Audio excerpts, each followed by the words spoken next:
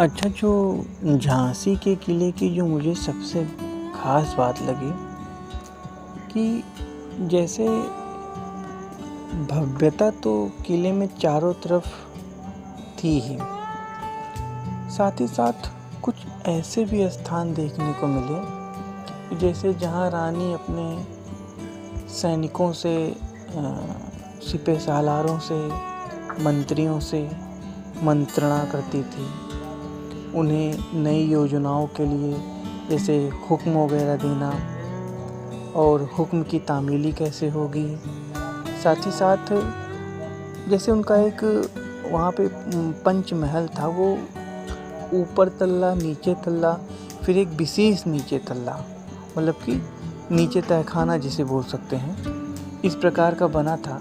और वो इस तरह से बनाया गया था कि जैसे उस ज़माने में बिजली तो थी नहीं, तो दीपक की रोशनी के साथ साथ जो है, मतलब कि जब दिन होता था तो उसमें ठंडक भी रहती थी गर्मी में, और साथ ही साथ सूरज की एक अच्छी रोशनी चारों तरफ पहुंच रही थी। और अगर देखा जाए तहखाना दर तहखाना की, मतलब भवन के नीचे भवन की, देखो तो कल्पना एक अजीब सा होता था कि ये अच्छा, सुरक्षा की दृष्टि से भी ये बहुत ज़रूरी होता था कि जो है जैसे रानी कोई आम शख्सियत तो थी नहीं, थी तो बड़ी ख़ास शख्सियत।